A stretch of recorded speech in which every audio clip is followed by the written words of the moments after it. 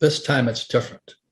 This is the new economy. We are just coming out of the longest bull run in history, 11 years. Started in 2011. And at 2011, I made the biggest fortunes of my life because that was the MBS, mortgage-backed securities, and the CDO crashes, the real estate crashed. And I backed up the truck and I borrowed $300 million to buy the best real estate all across the Southwest. This is the largest, longest bull market in history. And I look at some of these young kids, and I own some Bitcoin, I own some Ethereum, but they're all saying the same thing. This time it's different, and Bitcoin's crashed. And, the Federal Reserve Bank, I can't believe that. I mean, people say, don't fight the Fed and all this. Well, my question to everybody is this: can the Fed print oil? Can the Fed print gasoline? Can it print food? But everybody sits there and they've been brainwashed by Wall Street to go, do as the Fed tells you to do. Well, you got to be kidding me. Those guys are the three stooges, Janet Yellen, Biden, and Powell. You got to be kidding me. Why would you listen to them? Volcker saying it's going to crush, so he raised interest rates, right? So Powell is now channeling the spirit of Volcker. And, when Volcker crushed inflation, debt to GDP was 30%. And today it's 125% if you believe the numbers. So if he channels Volcker, and the other thing about history will tell you this: there's never been a soft landing. It's more Fed talk. I've made more money in the last 3 years in my whole life. And so that's what I want to talk about with you today, is that there's other ways of looking at investing, but to think that Powell is going to save you when, as you may know, the reverse repo market is running at $2 trillion a day today. Right. $2 trillion a day. And people are listening to Powell? You got to be kidding me. I own no stocks, bonds, mutual funds, ETFs.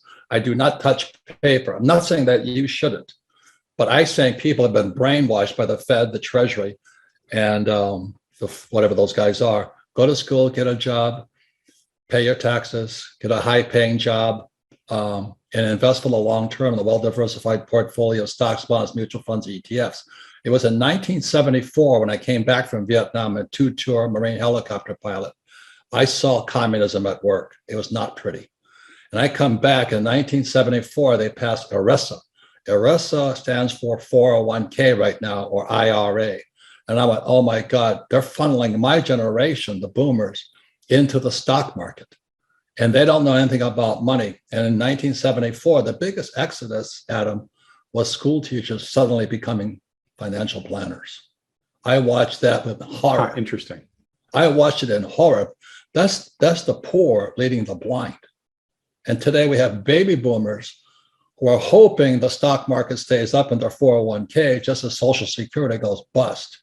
You think that's an accident? That's all I'm saying. I'm just a Marine. I'm a dumbass Marine lieutenant. Flew the gunship, went down 3 times. But today I listen to this bullshit and I go, oh my God, how can we be that stupid? Because we went to school, we did as we're told. Don't fight the Fed, do as the Fed tells you. Invest for the long term on a well-diversified portfolio of stocks, bonds, mutual funds, ETFs. And don't worry, Powell is now channeling Volcker. When the debt to GDP is at 120%, you got to be kidding me. So when they were dropping the interest rates, I thought I died and went to heaven, because I'd buy apartment houses. I own 13,000 apartment houses. Every time the Fed dropped the interest rates, it jacked the value of my properties up, but I also improved the properties and I refinance out. So today I own no money in any of my properties. 13,000 units, all throwing cash. They said in a bull market, even idiots feel smart. I'm listening to all these idiots, after 2011, the market crashed in 2008 because the repo market went bad. And the repo market is the credit of Lehman Brothers and Bear Stearns was bad. And they hammered Bear. Anyway, it's a long story. My friends are all inside that world.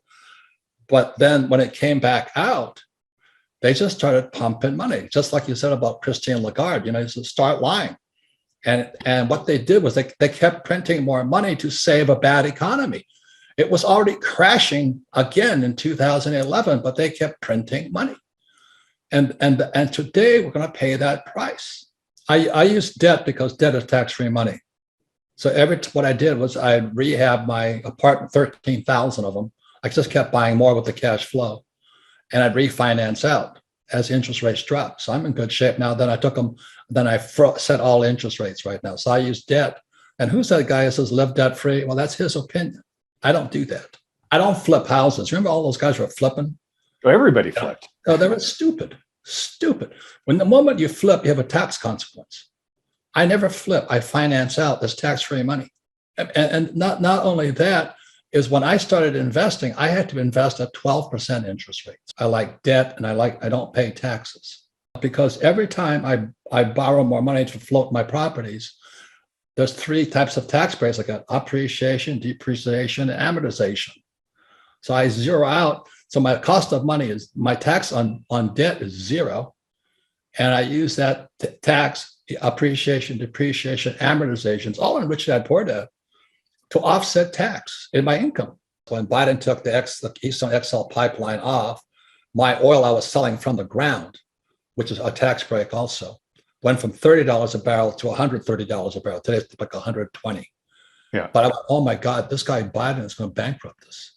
I'm not saying him, but there's somebody who wants to bankrupt, because oil is the lifeblood of civilization.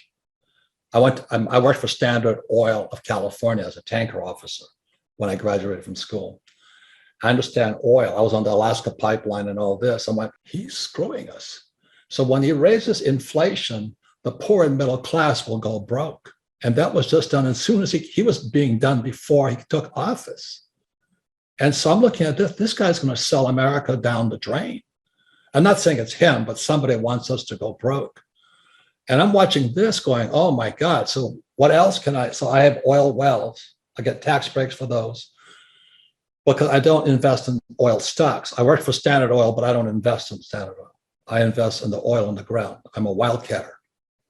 Everybody says don't do it. I don't recommend it, but I like doing it. My gold mines don't do it. I like doing it.